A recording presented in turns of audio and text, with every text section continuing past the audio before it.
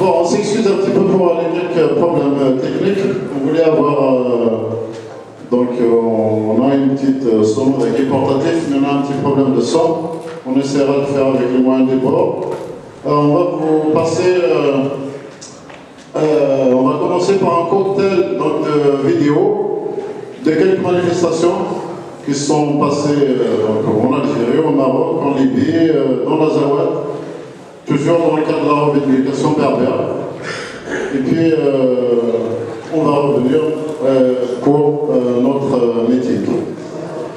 Voilà, il y a un grand pays, peut-être on va venir à des Roxina Warsana, peut-être il va venir de là-bas, un grand pays. Voilà, le son est. Voilà, là vous m'entendez bien, c'est très bien. Donc, je pense quand même, même si la revendication berbère, la forme essentielle, elle est venue de l'Algérie, principalement de Kabylie, je pense qu'il y a un grand pays juste à côté de nous qui est en train d'émerger au niveau de la revendication du nord au sud, de l'est à l'ouest, qui est le Maroc. Le Maroc aujourd'hui, je pense qu'on doit leur rendre hommage parce qu'ils sont de plusieurs centaines de milliers à descendre dans des manifestations dans toutes les régions pour revendiquer. D'ailleurs, ces derniers temps, le pouvoir central a cédé en officialisant la langue berbère. Espérons que sur le terrain, au niveau de la pratique, il va se confirmer. Et je passe la parole à M. Zina Hardan qui va nous dire un mot qui vient d'arriver du Maroc.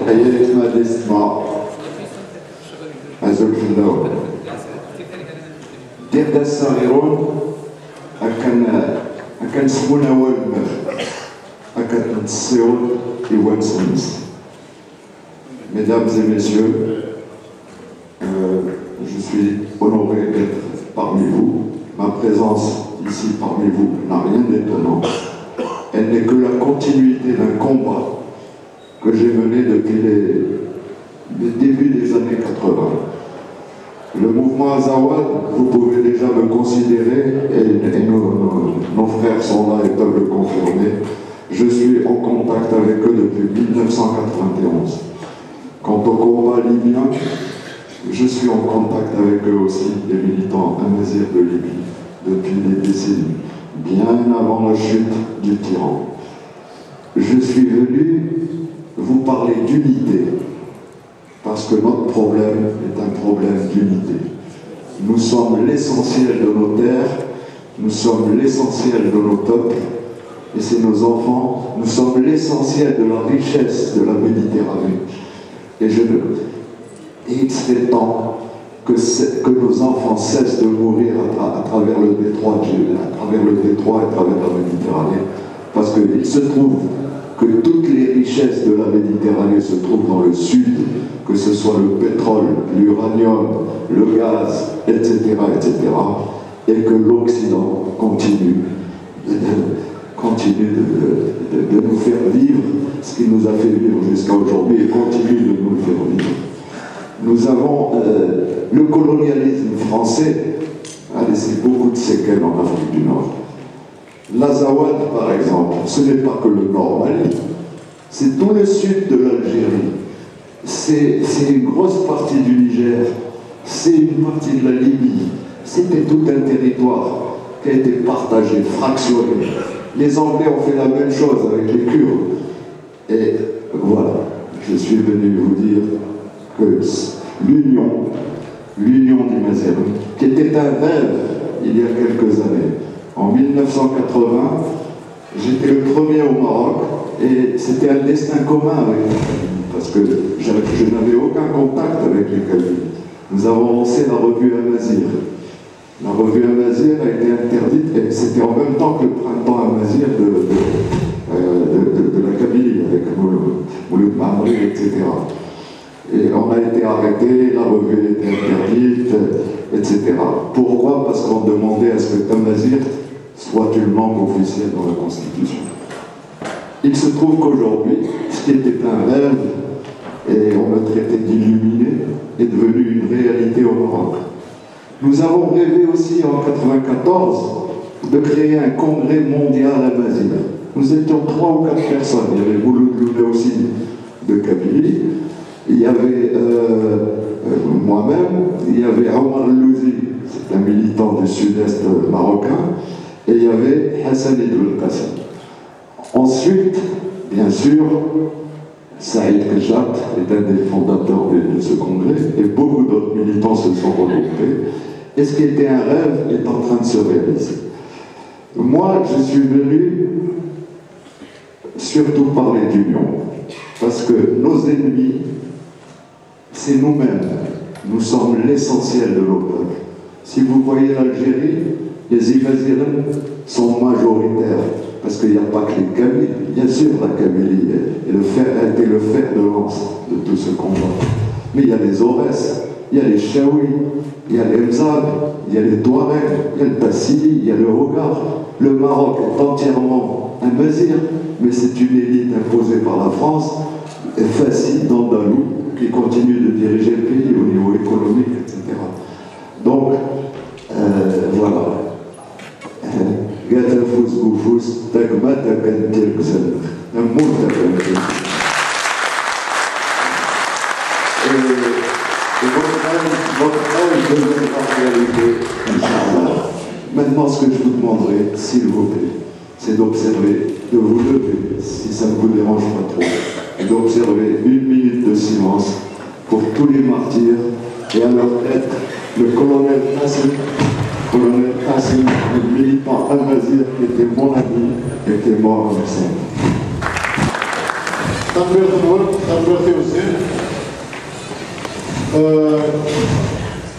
Il y a un autre pays, la révolution arabe, c'est la révolution berbère, parce qu'il est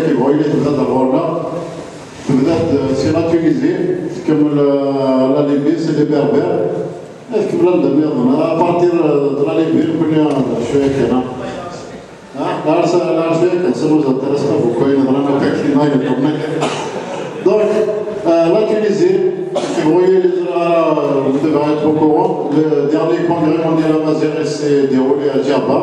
Donc il y a des berbères de Tunisie qui ont... Il y a un ouvrier de la Tunisie qui n'a pas pu venir. Il nous faut... donc il faut les visas, c'est un peu compliqué pour eux. Il nous a envoyé un message, un des militants berbéristes qui ont organisé le congrès mondial amazigh dernièrement en Tunisie. Il nous a envoyé un message, donc je demanderai à Selma de nous le lire. Si ce n'est pas un symbole d'union que la même personne t'a révélé pour les Libyens, pour les Tunisiens, moi ça fait super plaisir parce que c'est un peu vraiment, c'est un symbole, et je pense que c'est un symbole très fort, parce qu'ils me font suffisamment confiance pour me laisser lire leur déclaration.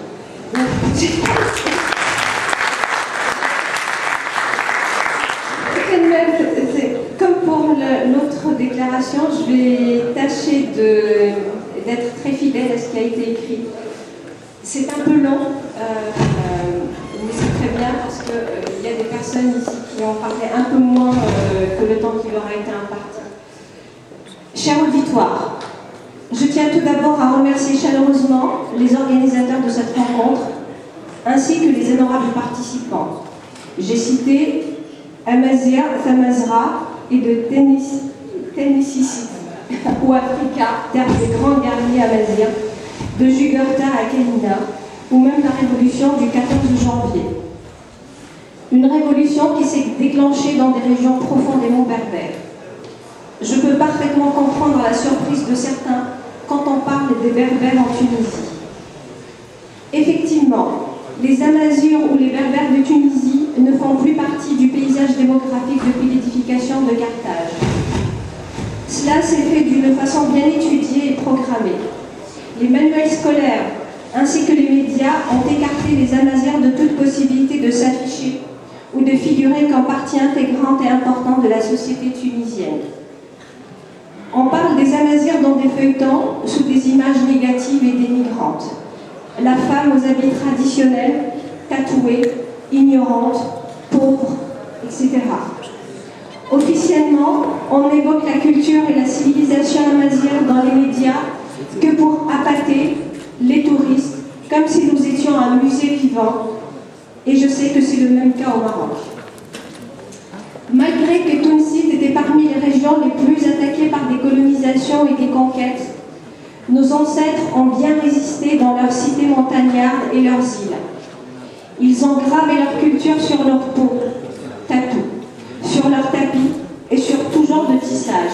Ils ont affronté et accepté la dureté de la vie montagnarde dans le noble but, vivre libre comme toujours.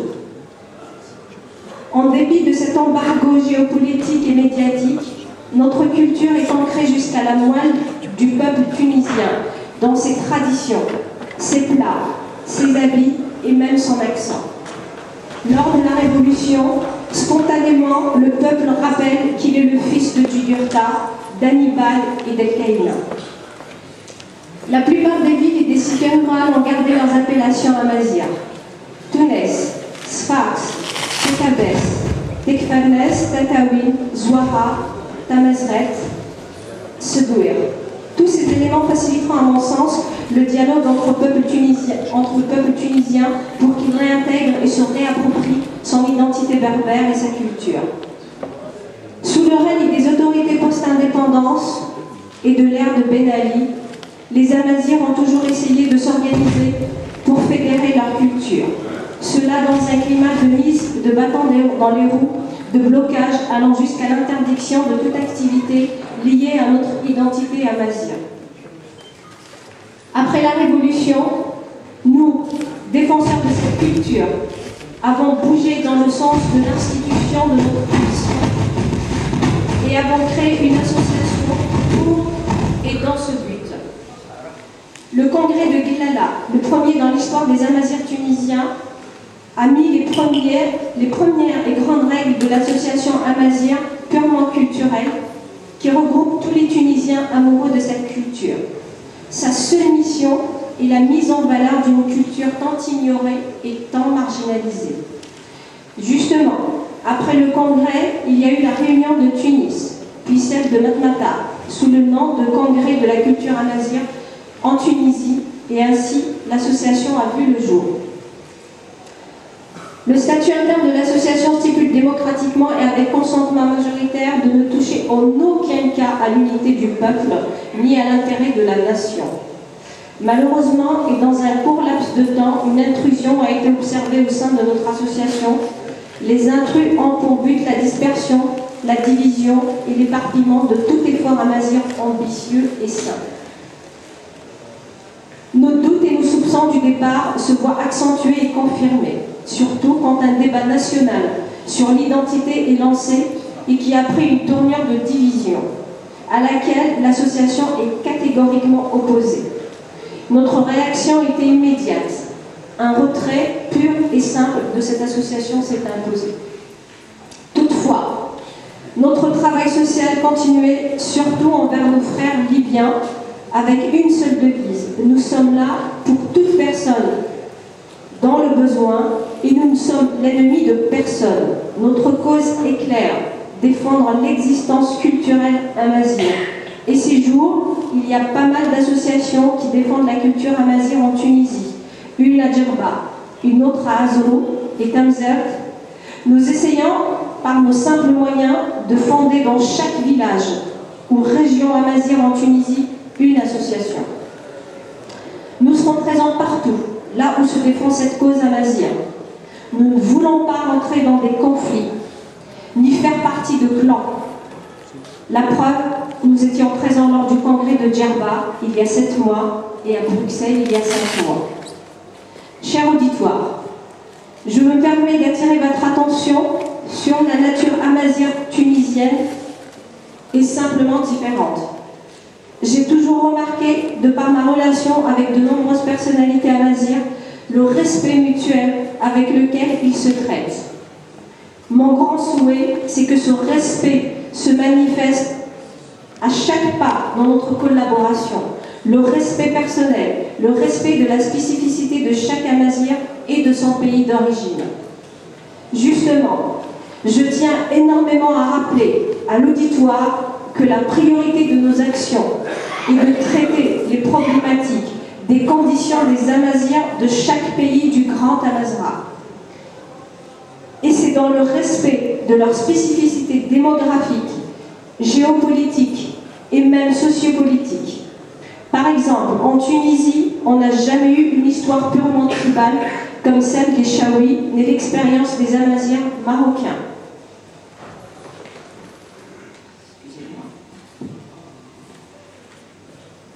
C'est très important pour nous, Amazirs tunisiens, de vous rappeler que notre nation est au début d'un processus démocratique très sensible et que les changements régionaux sont importants. Notre objectif se concentre sur une reconnaissance de la société civile, de notre existence et de celle de notre culture et de son respect. Surtout pas de conflit ni de combat interne pour diviser le peuple et nous ne voulons surtout pas servir de point ou d'alibi à tous les machiavéliques.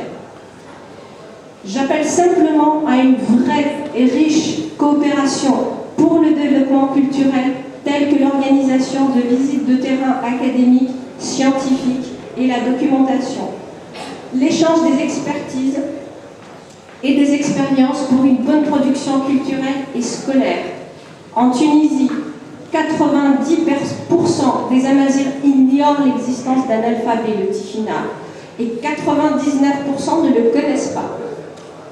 Notre but, c'est d'aider les Amazirs à rester dans leur cité natale afin de les préserver et de les développer sur tous les plans. Tradition, langue, culture, gastronomie, et j'en passe. La coopération peut être culturelle, mais aussi économique, par l'encouragement des projets territoriaux, petits ou grands, ainsi que l'encouragement à l'investissement dans ces régions. Des agences de voyage européennes ou amazirs en Europe peuvent être créées pour organiser des voyages au site berbère tunisien. Ces actions concrètes ne peuvent qu'encourager les jeunes à rester et travailler sur place auprès de leur famille et dans leur milieu d'origine. Enfin, permettez-moi de vous remercier pour votre invitation et pour cette prise de parole, ainsi que pour votre écoute attentive. Et je m'excuse pour ce long discours et mon absence de cette assemblée. La cause est grande et noble. Merci. On a vu des gens qui ont pris leur destin en main, c'est les berbères, les mazéras, même la Mikhaladix, c'est pas des berbères, c'est les Azawadiens, parce que moi c'est les berbères, je veux parler des Touaregs du nord du Mali, où la café est aussi. Ils ont pris leur destin en main. Là, au jour d'aujourd'hui, ils ont reconquis leur territoire. Et ils s'appellent désormais la République de l'Azawad. Puisque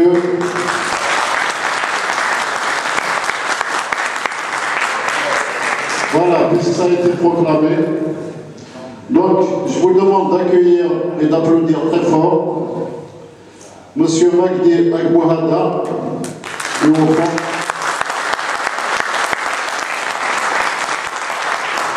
est membre du bureau politique de l'Azawad, et M. Osman Abdallah,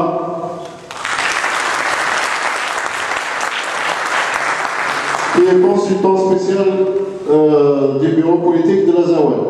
Donc, on va leur donner la parole.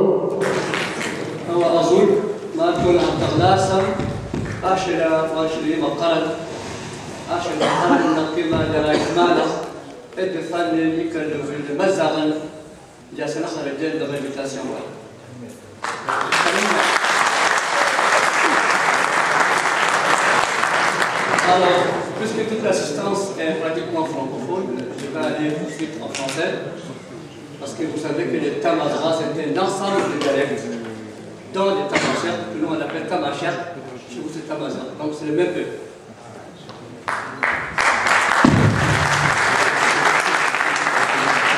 Alors, puisqu'on a quelques minutes, on va rappeler un peu l'historique de notre lutte pour l'autonomie qui garantit la défense et le maintien de notre culture et identité amazigh.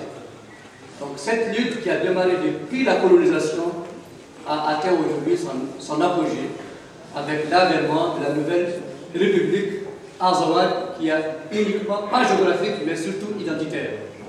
Donc c'est pour vous, Azawad. C'est pour tous les Berbères.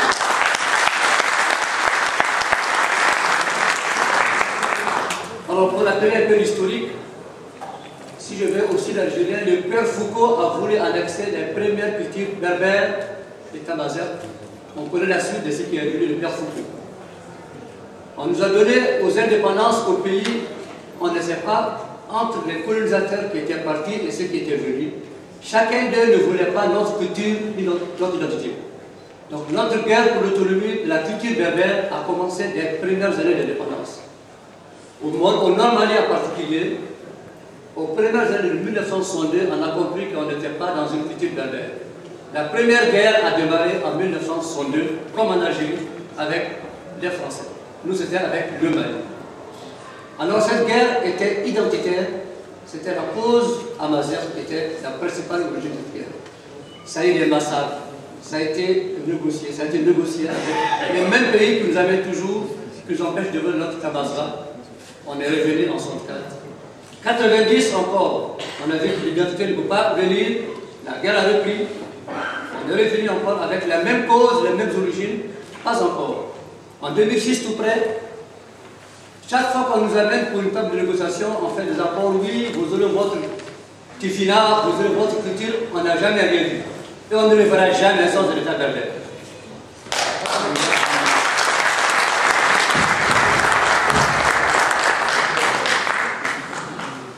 Alors, il faut se dire qu'aujourd'hui, on est dans un croisé de chemin où l'État Azawad, qui est à 100% culture berbère, est né. Mais malheureusement, il y a beaucoup d'ennemis, à la fois géopolitiques et géoculturels, on peut dire. Il n'y a pas un peuple qui aime le peuple berbère, sauf lui-même. Réveillez-vous. Réveillez-vous tous, où que vous êtes. On n'est pas allé, excusez-moi, ni par les Français, ni par les Arabes, ni par les Algériens.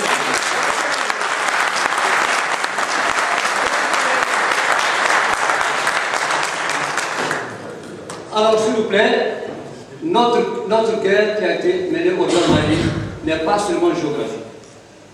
L'Azawad appartient aux Berbères d'Ali, aux Berbères du Maroc, de l'Algérie, des îles Canaries, du Niger et tous les Berbères du monde.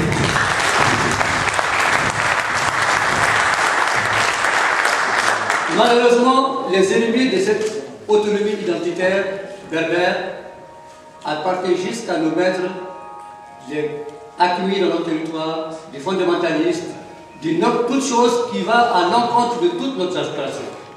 Alors, la seule alternative, c'est l'unité des Berbères. Parce que le mot acné est venu dans le Nord Mali uniquement pour empêcher à cet État de naître. Ce n'est qu'une manière de vous dire non, c'est un État terroriste, ce n'est pas un État berbère, c'est pas vrai, il n'y a pas de terroristes là-bas. Et même s'il y en a, on va vraiment.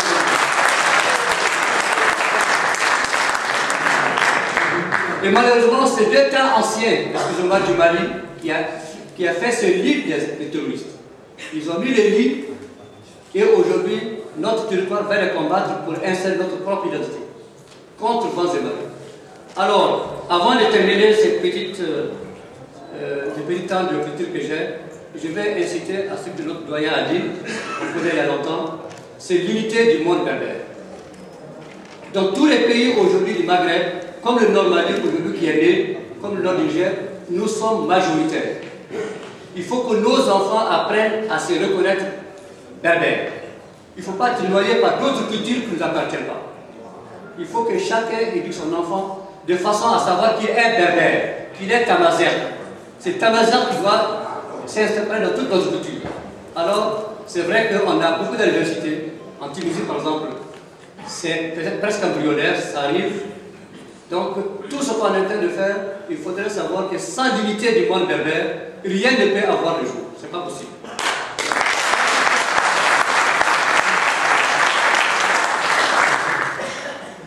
Donc, on a installé beaucoup de problèmes dans la zone.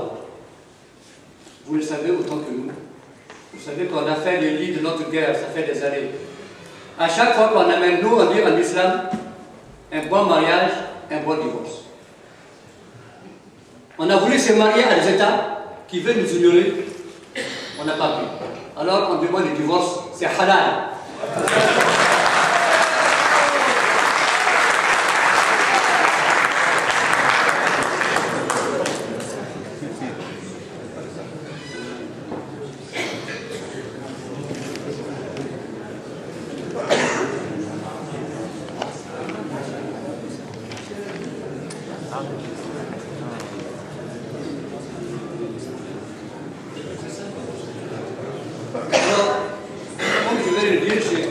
confirme tout simplement que l'islamisme, comme le terrorisme, comme la drogue, est installé dans cette partie du monde pour empêcher notre existence.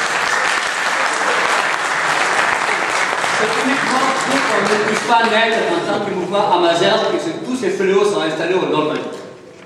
Alors, avec votre aide, Inch'Allah, nous allons les débouter dehors pour que l'identité berbère persiste et existe dans l'État d'Azawad.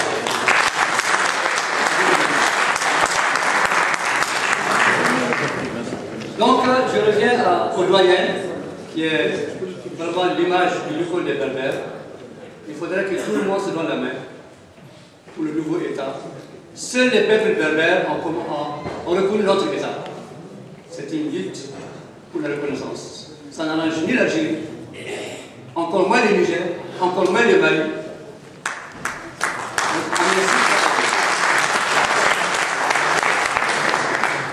Donc nous comptons sur le mouvement amazigh identitaire pour que ces pays existent.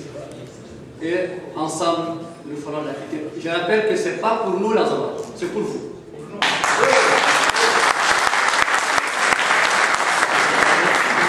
Je vous remercie.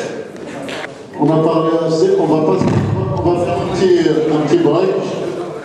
On va faire une petite pause musicale. Donc il y a notre ami, vous savez, les Chaouines, nous, généralement, en cabinet, je pense qu'il y a beaucoup qui la connaissent. Je peux même vous laisser les années 80. Voilà. Et les dernières années, il y a beaucoup de groupes, beaucoup de jeunes. Il y a une différente guerre, il y en a un parmi eux qui est très connu principalement en Algérie, en Kabylie. Ouadid Amirouch. Voilà, Amirouch.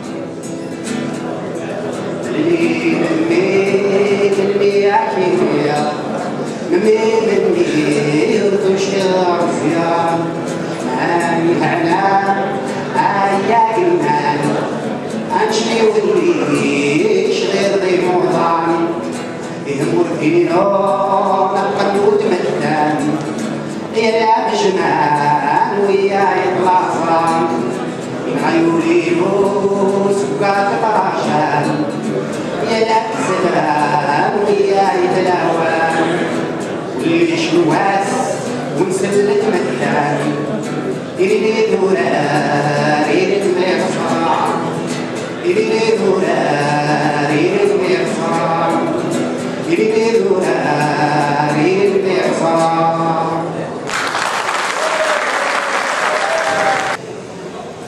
Juste avant de vous lire le texte de notre ami donc Fathi, je demanderais à nos invités, aux personnes qui vont prendre la parole pour cette deuxième partie de bien vouloir venir nous rejoindre, nos amis Chaoui, si vous voulez bien, nos amis Kabyle, Hamza, si tu veux bien, voilà, que encore Jamel.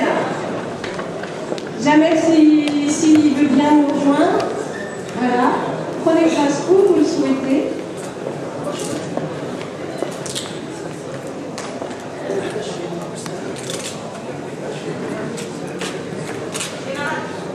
Ouais.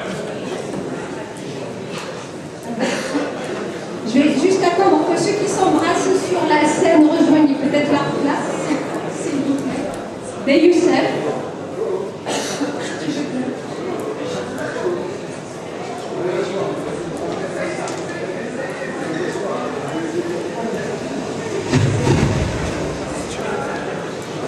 Frères et sœurs, après les salutations, désolé, c'est encore comme la dernière fois, comme les deux fois précédentes, c'est écrit par des personnes qui ne sont absolument pas francophones, donc la traduction est un peu ardue. C'est pas moi qui ai fait la traduction d'ailleurs. Donc je vais essayer de respecter encore une fois le plus possible. Toute la Libye amazigh, présentant nos plus sincères remerciements et notre gratitude pour votre position en faveur du droit noble fraternel des Amazighanes partout. En mon nom et au nom des Amazirs de Libye, nous vous remercions, vous qui avez contribué à la défense et l'organisation de cette journée de solidarité amazigh. Notre absence ici aujourd'hui est une preuve supplémentaire que nous vivons encore en Libye, la situation est instable et dangereuse et qu'en Libye, comme Azad, je ne sais pas ce que ça veut dire, nous vivons dans des circonstances politiques et de sécurité exceptionnelles. Il nous renvoie à quelques-unes des circonstances et des conditions de l'époque de l'apartheid ancienne. Conditions dans le sud et ses visiteurs est toujours tendue et les berbères qui vivent dans un état d'anxiété et de mécontentement à cause de la négligence politique qui sévit dans l'ensemble de la Libye. Mais notre morale est très élevée, il nous semble prêt pour les pires attentes, mais avec toutes les possibilités que cela offre. Tous les Amazirs de Libye sortiront vendredi prochain, 20 avril, dans toutes les villes de la Libye, et la solidarité syndicale, je vous remercie. Alors, c'est vraiment très difficile à lire. Position décisive des politiques d'exclusion de Kadhafi et du panarabisme que certains tentent de reconsidérer à nouveau. Amazirs de Libye et Amazirs de l'Azawad, la main sur le cœur et les armes, il ne se décolore pas, il ne finira pas la révolte, mais avec la réalisation de leurs droits, il a été signalé, alors, récit historique sur leur terre. Je suis navrée, vraiment navrée pour le texte est quasi illisible. Notre révolution continue sur notre terre éternelle. Fenmer.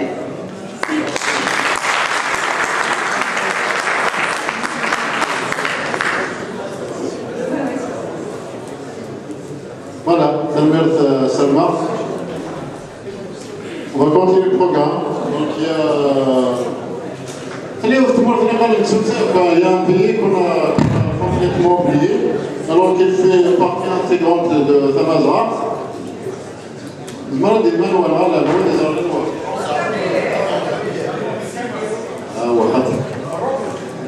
Ok, c'est la Mauritanie. Imaginez-vous, il y a beaucoup de berbères qui sont là-bas, ils sont fondamentalement dans le Amazigh, ils sont nombreux. Et aujourd'hui, on a la chance d'avoir quelqu'un parmi eux qui va intervenir. Walid Jamal, je vous demande de saluer. Voilà Jamal, merci d'être venu. Merci Saïd, merci à tous et merci de me laisser la parole. Je précise d'abord que je ne parle au nom de personne, en dehors de moi-même. Et je parle là au nom de ma propre personne. Je ne parle pas au nom d'un mouvement amazigh mauritanien, pour la simple raison, c'est qu'il n'existe pas. Donc je ne vais pas parler au nom d'un mouvement qui n'existe pas, et je n'ai pas créé un mouvement qui n'a jamais existé. Je parle là à titre personnel. Moi je suis né mauritanien, et la berbérité était très très loin de mes préoccupations. Comme elle est d'ailleurs loin des préoccupations des Mauritaniens. Non pas qu'ils ne soient pas berbères, mais qu'on leur a toujours expliqué qu'être berbère c'est pas bien et qu'il faut être arabe. Je n'ai rien contre à l'idée, mais on a une identité. Et cette identité-là, à force de ne pas la revendiquer, et à force de nous persuader qu'elle n'est pas bonne, on l'a perdue.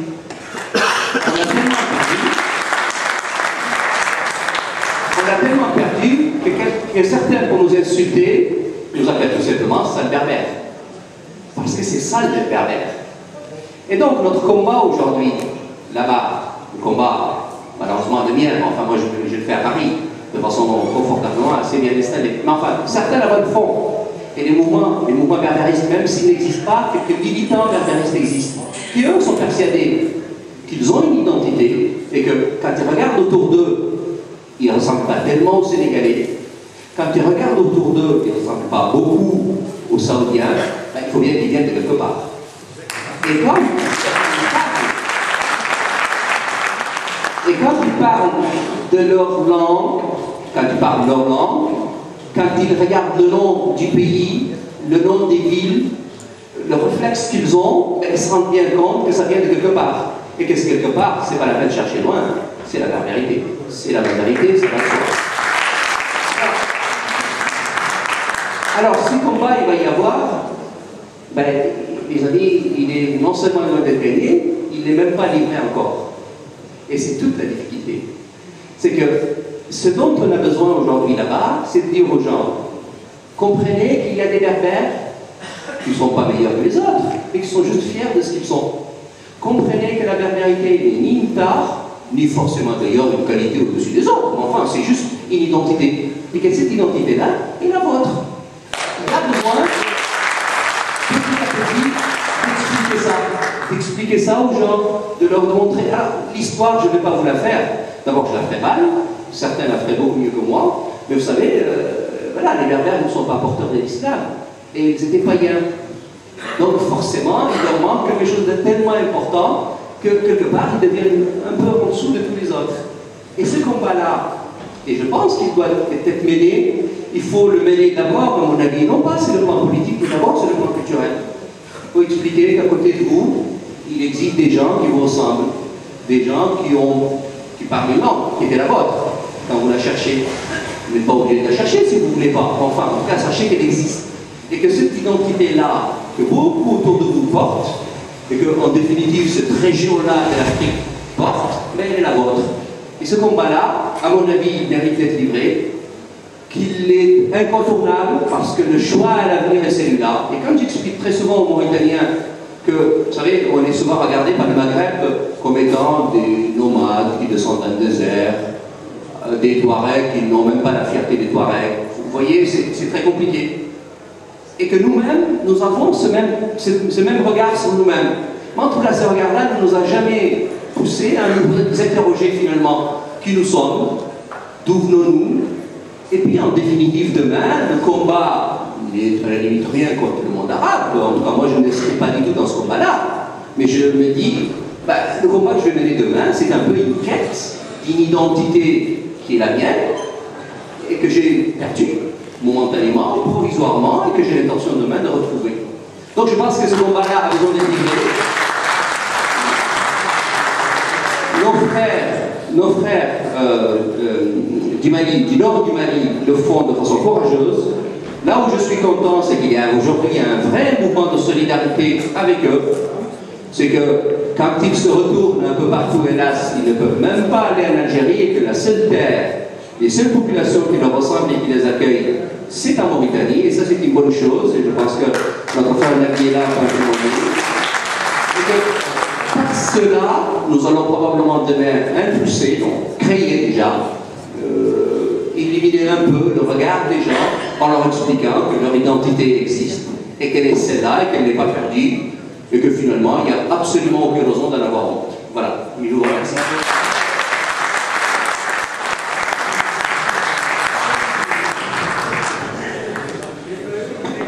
Merci, Jamal. Et on va passer à l'Algérie. Nous allons dire que le mouvement 80 va abrir, si on le fait, c'est qu'il est quelque part, va aller en Kabylie. Mais il y a un Kabylie qui va aller à quelques régions qui ont donné qui ont répondu à l'appel, et notamment la région Ishaouie. Donc je demande à Farida et Faisal. أول سؤال كلا سمازير كلا الشاوية كلا السراوية. Moi je viens ici avec Faisal, on représente l'association Awas Chaouienne. C'est un mouvement surtout culturel et identitaire. On se bat pour essayer d'affirmer l'identité amazigh pour toute l'Afrique du Nord. Surtout il ne faut pas qu'on oublie que les grands amazighs de l'Afrique du Nord sont surtout originaires des Aurès, tels que Massinissa, Ukorta, Daya, qui sont nommés Kaila, Afoulay, Dondoroche, Saint-Augustin. Le pays des Aurès est aussi le pays des pères fondateurs de Tamasra. Nous sommes ici aussi pour exprimer notre solidarité à tous les berbères en Afrique du Nord qui luttent pour l'affirmation de la culture et de l'identité berbère, et notamment notre solidarité également pour le peuple berbère. Merci à vous.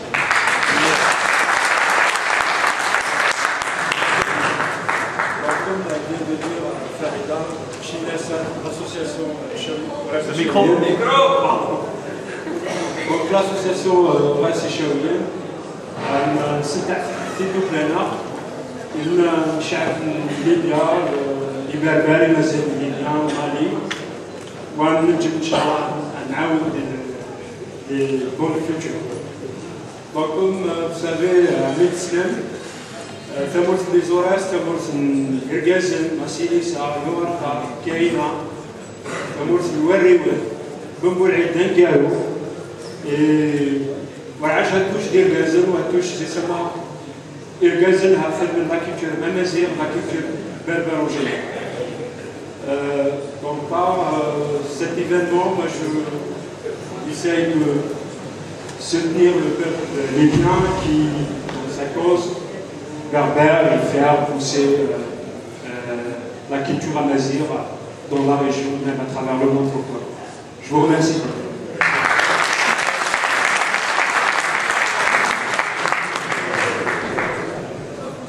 Voilà, تمت الوقت، تمت سواتاس، فلساي تمت فاليدا. Voilà, كانوا الدنيا في الدنيا تبسوني مزيان، أمريكا طلبت كان تيوزو. On va donner la parole à l'un des militants qui était là-bas à l'époque, qui a participé. On va dire, c'est notre ami Hamd Sadi. Après tout, effectivement, en 80, on n'avait pas toujours des sous. Ni de sono, ni de ronéo. Ça se passait avec la ronéo et dans la rue, et il n'y avait pas beaucoup de moyens. Et d'ailleurs, vous avez remarqué l'organisation même de cette journée. Il y a eu beaucoup de bonne volonté, mais très peu de moyens, ce qui est en soi révélateur de l'état de la revendication et aussi du poids de cette cause qui est fondamentale dans nos sociétés. Mais aujourd'hui, malgré tout, nous avons quitté effectivement cette circonscription de Tiyouzou. Le problème amazigh aujourd'hui apparaît, contrairement à ce qui a été dit, non pas comme un instrument, une idée qui a été développée par les offices occidentaux, parce que c'est ce qui était écrit dans les journaux de l'époque, et notamment dans Algérie Actualité, qui a dénoncé les agents du deuxième bureau, qui activaient à Tizi Ouzou, mais ce sont des amnisties. Non, mais laisse tomber. Mais on voit. Laisse tomber, laisse tomber.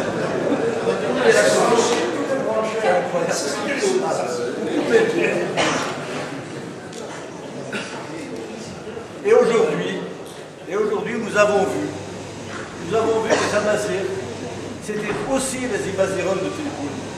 C'est aussi ce drapeau qui a flotté sur l'encre du dictateur Kadhafi. Jamais avait pu voir ça dans ces années. Des machines!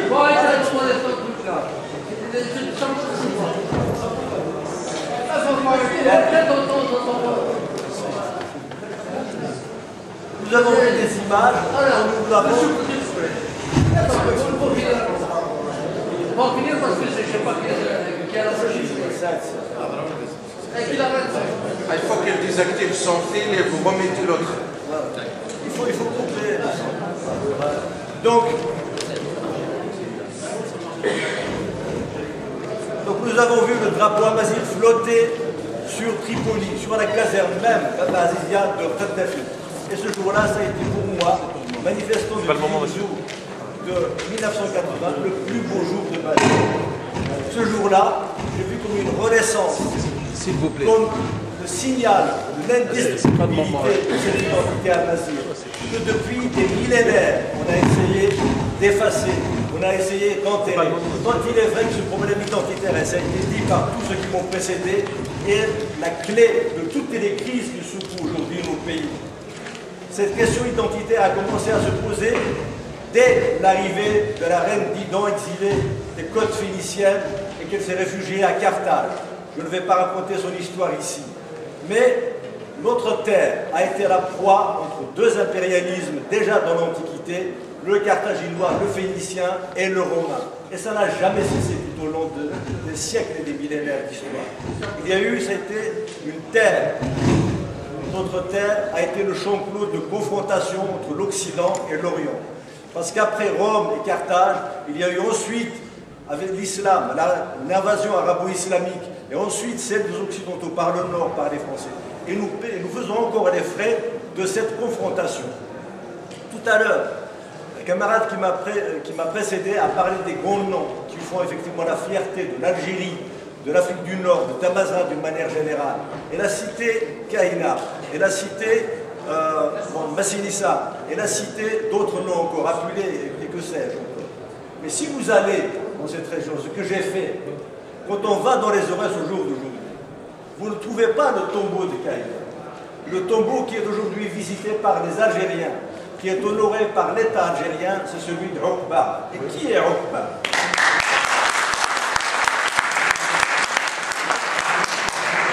Qui est Oqba?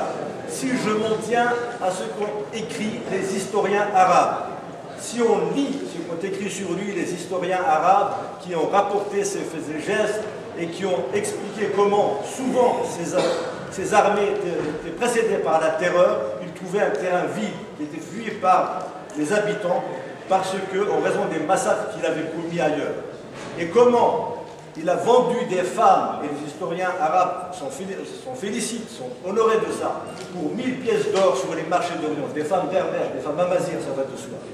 Et ce Oqba, qui a massacré, qui a coupé des langues, qui a coupé des oreilles, je ne vois pas où est le message spirituel, ou bien qu'est-ce qu'a à faire quelconque religion là-dedans. C'est ce qu'aujourd'hui on appellerait un criminel de guerre. Et c'est ce monsieur-là auquel on a dressé un tombeau et qui est au jour d'aujourd'hui encore visité et honoré en Algérie, alors que nulle part il y a le tombeau de Kaina dont on dit qu'elle a été jetée, je ne sais dans quel puits, ou que son corps a été envoyé en Orient, etc. Il n'y a pas non plus le tombeau de Koseïna, qui a été le résistant, le libérateur, celui qui a précisément tué Oqba. Koseïna, je le rappelle, qui s'était lui-même converti à l'islam et qui l'a accompagné Oqba dans son avancée dans l'Afrique du Nord, et il s'est révolté quand il a vu toutes les injustices dont lui-même a vécu, a subi, et c'est suite à ça qu'il a rassemblé ses troupes et qu'il s'est débarrassé de ce tyran. Mais les armées conquérantes ont envoyé évidemment quelqu'un pour venger Oqba. Et c'est une guerre sans fin, comme dirait Katb Yassine, c'est une guerre de 2000 ans qui depuis n'a jamais cessé. Et la clé centrale reste cette question effectivement identitaire. Je ne vais pas continuer sur le terrain strictement historique, mais restons au niveau historique d'aujourd'hui, l'histoire d'aujourd'hui. Vous savez qu'en Algérie, nous fêtons le cinquantenaire de l'indépendance. Je préfère pour ma part parler de 50 ans d'indépendance confisquée, pour reprendre le mot de Farhat Abbas, plutôt de 50 ans d'indépendance. Parce que l'indépendance, je ne la vois pas en Algérie, la liberté, je ne la vois pas. Ce que nous vivons aujourd'hui, c'est une dictature arabo-islamique et il n'est pas sûr qu'elle ait fait des progrès par rapport au régime colonial.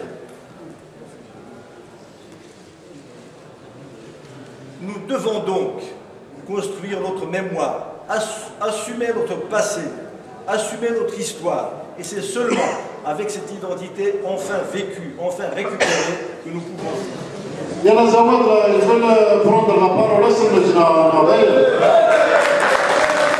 Et là, on peut dire la Zawad. Alors, on va venir, donc il s'occupe de l'association des réfugiés Touareg. Il va vous dire un mot, la notion des réfugiés Touareg.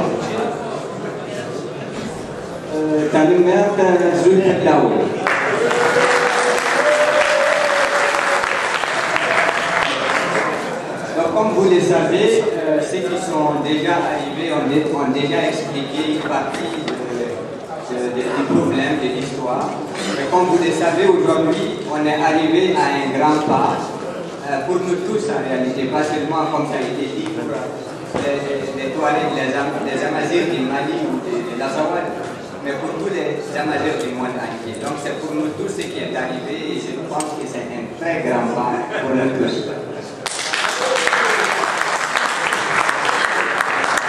Mais c'est vrai que pour arriver là, il y a eu beaucoup de problèmes, beaucoup de conflits et un grand voyage.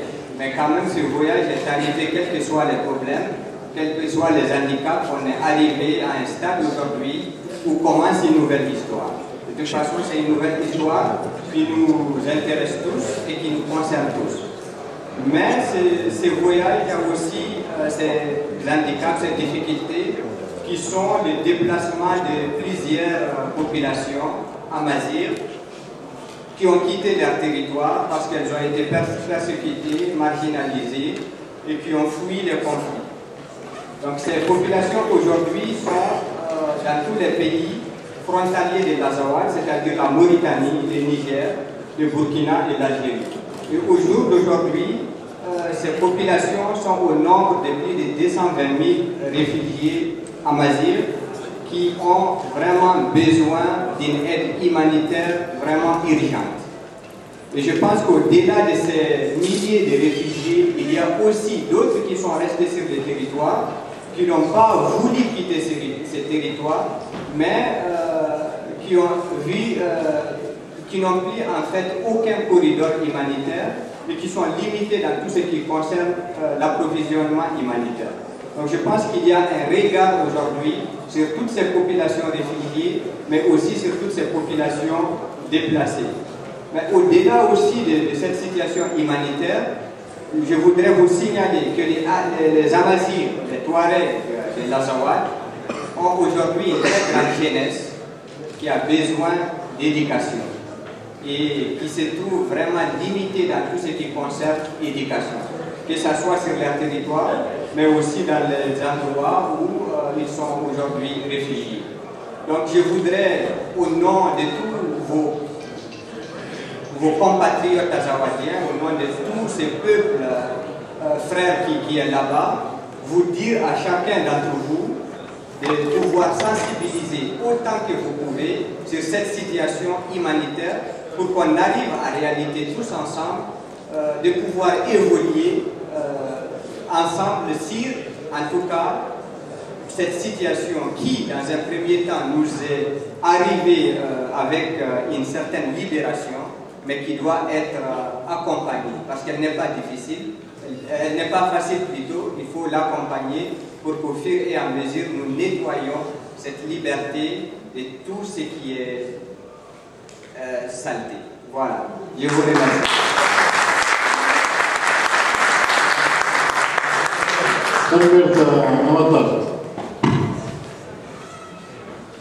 Là, je crois qu'il faut de droite.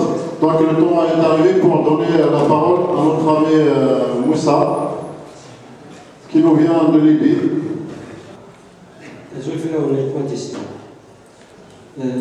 D'abord, avant de parler de cette région-là, je voulais revenir un peu sur l'historique de la question Mazir-Amili et la guerre, comment elle a commencé, comment elle a fini. À un moment donné, tout le monde a remarqué que le drapeau Mazir a flotté pratiquement à partir du mois d'avril sur les véhicules militaires des révolutionnaires libyens, surtout des régions de l'Ouest. Et tout le monde se posait la question de comment c'est arrivé cette histoire-là. Cette histoire n'est pas arrivée par hasard. Au début des années 70, quelques militants berbères, nous n'étions pas beaucoup, surtout Saïd Sifaou, qui est mort il n'y a pas longtemps dans un accident de voiture, à cause d'un accident de voiture, paraît-il qui est même manigancé par l'État de Kadhafi à l'époque. Et petit à petit, en fait, on a pris conscience que le régime de Kadhafi, il voulait surtout rayer notre existence. Non pas l'existence physique, mais l'existence culturelle et identitaire. Donc on a pris ça comme une menace réelle. Et les premiers prisonniers libyens, si je me souviens, c'était des Berbères, c'était des Imaziens. Les premiers réfugiés politiques, c'était également des Imaziens. La région était très difficile, les régions amaziennes en Libye étaient très difficiles pour qu'ils soient pénétrés par l'État de Kadhafi. Mais on a gardé pendant longtemps l'espoir d'un jour qu'on arrive à finir avec lui. Et quand il y a eu la révolution contre lui, tout le monde parlait de la libération de la Libye comme si c'était une colonisation. Et les Amaziens se sont mis en avant, comme tout le monde, et même avant les autres. Donc, la ville de Zouara, c'est parmi les villes qui se sont libérées, ça veut dire tout le début, c'était à peu près vers le 23 ou le 24 février. La ville qui est à côté, qui s'appelle la ville de Jboul, dont on parle, il vient de se libérer de main de Kadhafi le 22-8. Le 22-8, ça veut dire il n'y a pas longtemps. Et pendant longtemps, Khoueldi, qui est un des chefs militaires de Kadhafi, a dirigé les mouvements de ces militaires et les offensives sur d'autres villes à partir de cette ville qui s'appelle Jboul aujourd'hui. Et le problème, ce n'est pas justement un problème entre Berbères et Arabes, le problème c'est entre des gens qui sont encore dans leur tête que Kadhafi va revenir.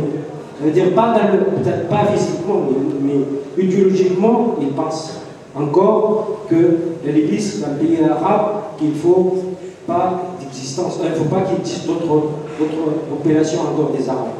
La preuve qu'on a vue quand il y a eu les affrontements dans le sud, avant les affrontements de Zouara, ça veut dire contre les Tebou, et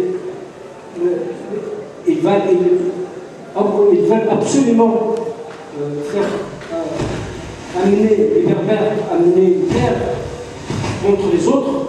Je ne sais pas pour quelle raison, peut-être pour des raisons qui sont liées effectivement à des mains étrangères, parce que chaque fois qu'on parle des problèmes des Berbères en Libye, ils te disent ça c'est des agendas qui venaient de l'extérieur. Alors quand il s'agit de parler de problèmes libyens, pour eux, c'était normal qu'il y ait les interventions de Qatar ou les interventions de l'Arabie Saoudite ou de la Turquie. Pour eux, c'était tout à fait normal.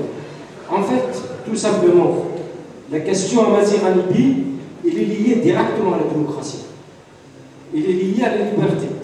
Elle est liée à une forme d'existence amazigh qui a été toujours dans ces régions-là. Je ne veux pas revenir sur l'histoire des Amaziens, tout le monde tout à l'heure en a parlé un petit peu. La seule force démocratique qui est vraiment en vue en Libye aujourd'hui, c'est les Berbères.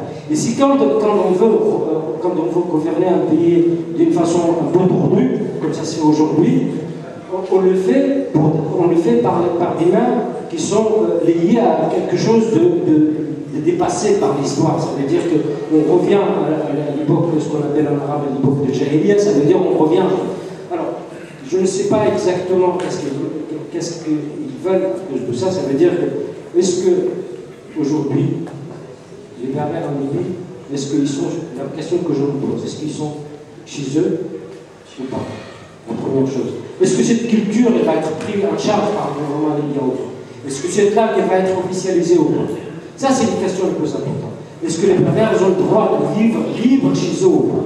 Ça, c'est des questions qui sont importantes. Maintenant, ces affrontements, le CNT, ce qu'il fait, le CNT, en tout cas, il est incapable de diriger le pays aujourd'hui. On voit dans quel état elle est la Libye, on comprend très bien qu'ils ne savent rien faire. Ils sont là juste parce qu'il n'y a pas d'autre solution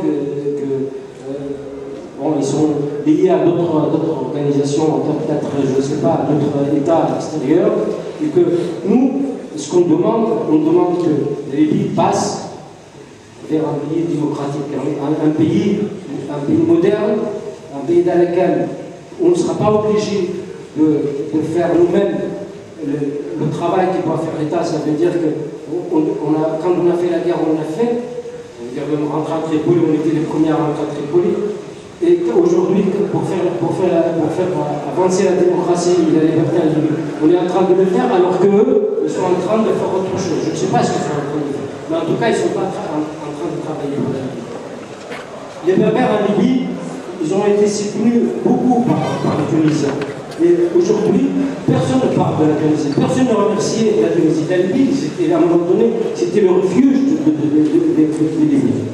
Alors, moi, en tant que militant de la cause berbère avant tout, je suis d'abord amazigh, libyen, et parce que là, je suis.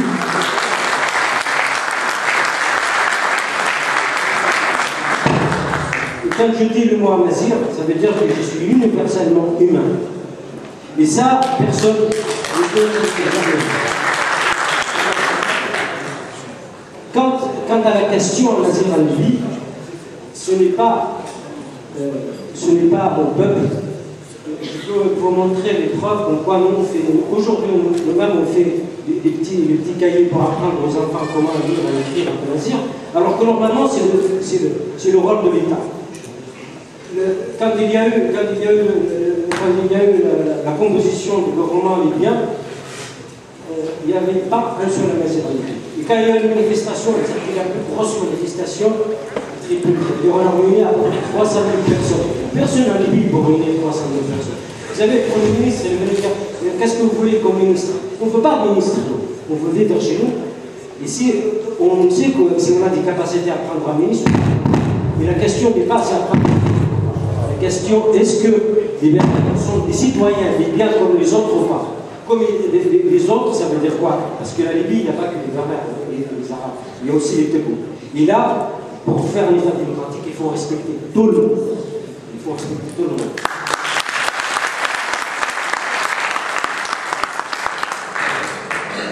Évidemment, à un moment donné, moi j'ai descendu dans le sud.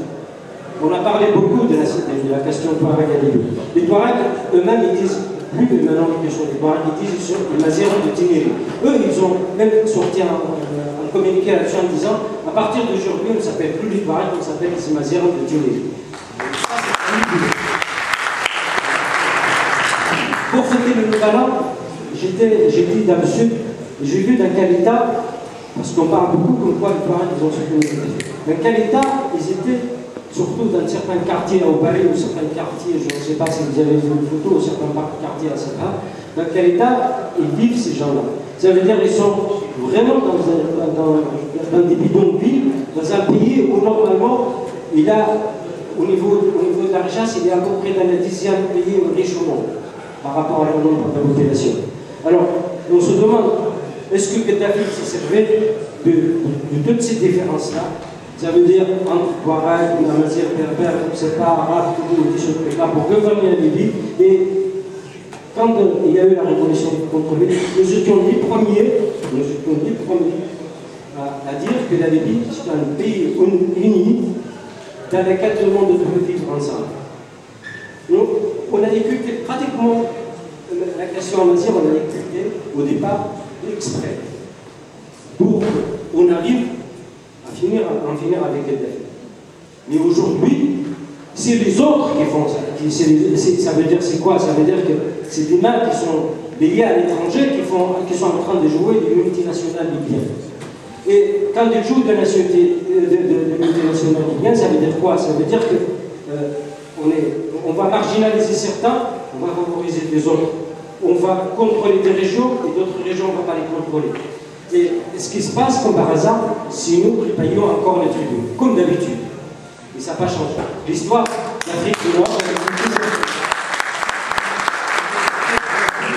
parce qu'ils savent que nous sommes vraiment connus, nous aimons cette terre-là, on est là pour la défendre tout le temps. Eux, ils profitent de cette faiblesse. Ce n'est pas une faiblesse, c'est une force. Eux, ils croient que c'est une faiblesse. Voilà la question à peu près dans ce qui se passe aujourd'hui à Libye, en espérant que les autres régions de Tamazra, de manière générale, prendront acte de la naissance de l'État d'Azawad et qu'on participe à l'évolution de cet État-là, qu'on les aide à s'en sortir, comme on peut aider, comme on était en train de faire. Ça veut dire même avec ce meeting-là, en fait, vous aidez beaucoup les Libyens. J'espère qu'on aidera aussi l'État d'Azawad pour la faire avancer, pour la faire connaître dans le monde. Donc, les Berbères puissent voir l'État aussi un jour. Permettre Moussa de vivre la révolution berbère de Libye.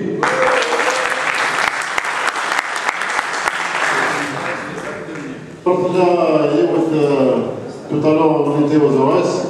Là, on va passer de l'autre côté, Tamazra occidental, vers le Sousse. Vous allez voir une tenue là qui va avancer, vous avez une belle tenue. Taguia Aïcha Hassani. Alors, donc Aïcha m'a demandé de faire la traduction, enfin en tout cas de lire la traduction en français du poème qu'elle va chanter. Et donc c'est un chant traditionnel de l'anti-atlas marocain, dont elle est originaire. Voilà, avec sa belle tenue bleue.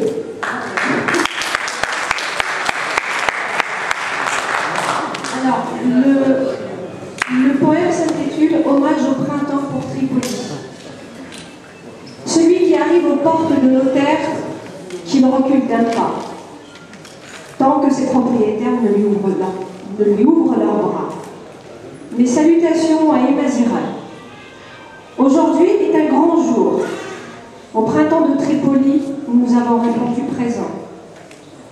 Mes salutations aux Imazirans de Libye. Sachez qu'aujourd'hui est symbolique et nous sommes unis, main dans la main. Mes respects aux Azawadiens par votre combat pour la liberté, pour vos droits, pour la terre qui vous appartient.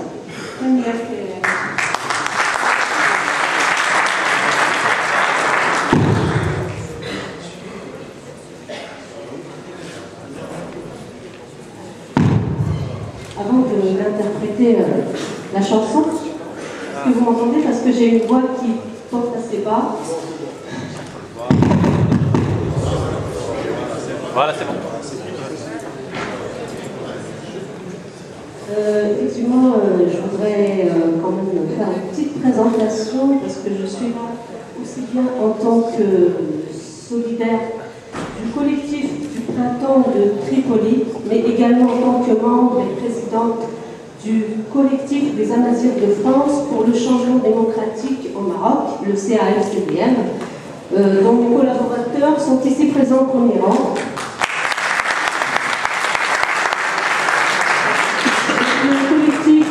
C'est vrai qu'il y a beaucoup d'avancées au Maroc. Le collectif des Amazirs de France a été créé suite au mouvement du 20 février, soulèvement des protestations au Maroc, un peu partout d'ailleurs en Afrique du Nord. On a il a été créé dans le but de soutenir les revendications du mouvement du 20 février, mais également de s'assurer que la constitution marocaine sera réformée, que la langue amazigh sera maintenue en tant que langue officielle, que l'amazirité pleine et entière du Maroc sera enfin reconnue. Merci.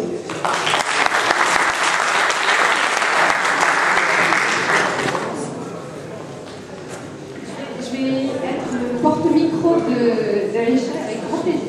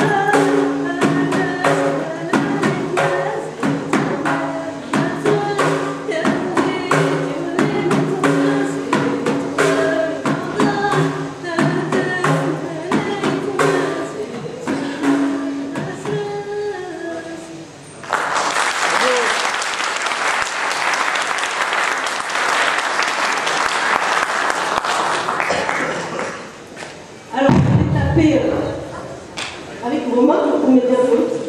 C'est juste pour clôturer une dernière petite en fait. Bon, une partie des paroles, je les ai composées, l'autre partie c'était un cousin qui est artiste.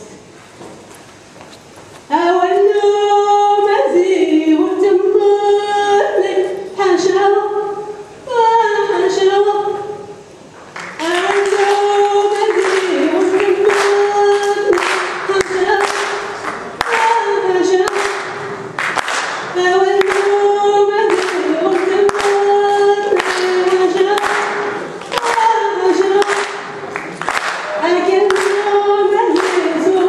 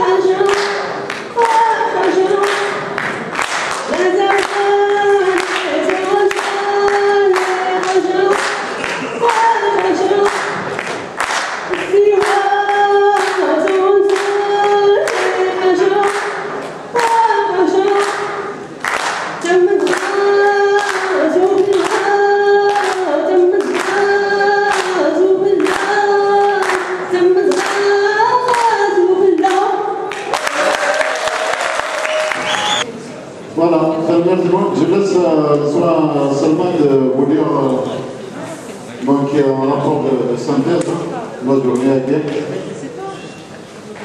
Voilà, c'est synthèse.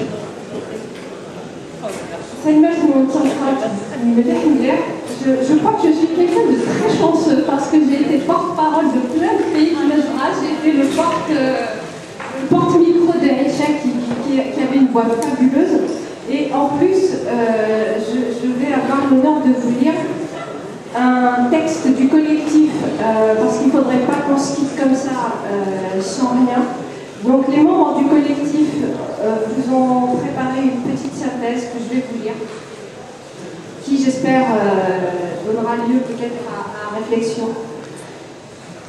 Chers amis, chers camarades, nous arrivons au terme de notre rencontre d'aujourd'hui avec déjà une certaine frustration de se quitter. Le modeste pari de se réunir entre amazirs de plusieurs pays d'Afrique du Nord, ici dans l'immigration, est en soi un symbole. L'histoire nous a séparés. La farouche volonté de vivre nous réunit. Nous ne cesserons de rappeler l'apport des diasporas au sein de l'immigration en France pour les luttes d'émancipation dans nos pays respectifs. Aujourd'hui encore, par votre présence nombreuse. Cette rencontre célébrant le 32e printemps amazigh est dédiée aux amazirs libyens. Saluons encore une fois leur courage, qui n'a d'égal que leur soif de vivre dignement sur leur terre ancestrale.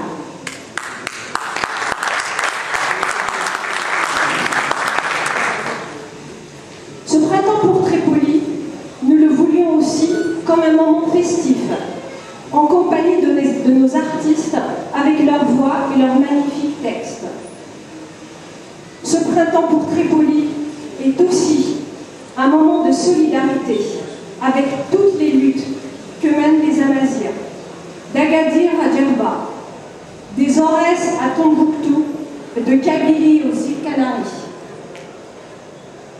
Ce printemps pour Tripoli, c'est aussi un moment fort de témoignage de la continuité du combat pour les valeurs du printemps amazigh de 80, liberté, démocratie, identité, solidarité.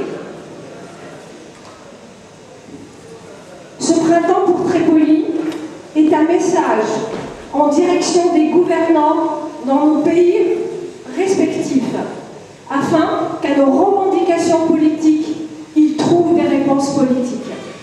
Les répressions, les oppressions sont d'un autre âge.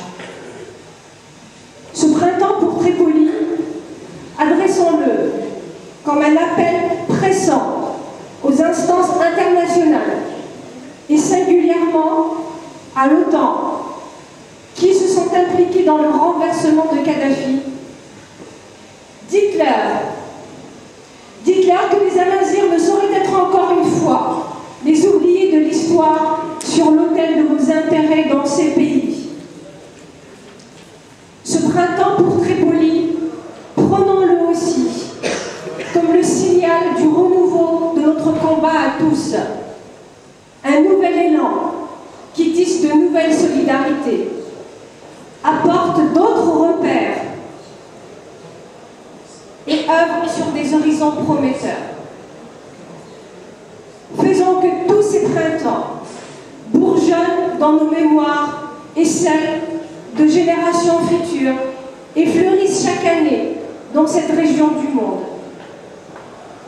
Donnons-nous les moyens de nous retrouver chaque année pour célébrer ensemble ces printemps que les vicissitudes de l'histoire n'ont jamais empêché de fleurir.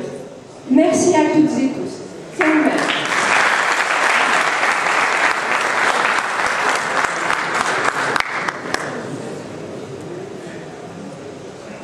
Je ne pouvais pas finir avec ce texte sans lire une petite citation de Delmouleux, puisque à partir de lui est parti le printemps 80, et il avait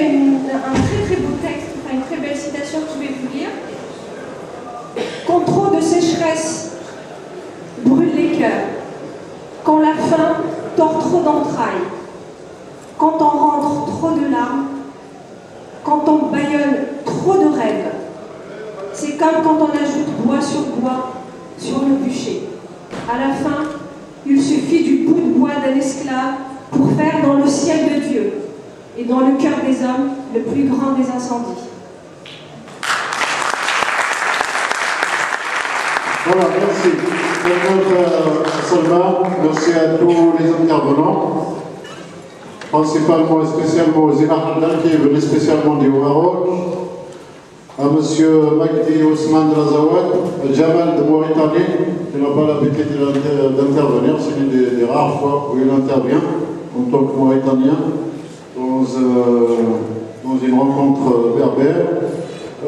Moussa, qui est venu spécialement de Lyon, de Libye. Merci à la mairie de Saint-Denis qui nous a offert cet espace gracieusement.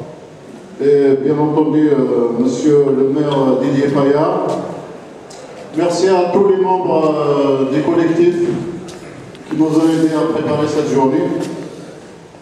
Et Samuel qui nous dit à la prochaine rencontre. Et la lutte continue.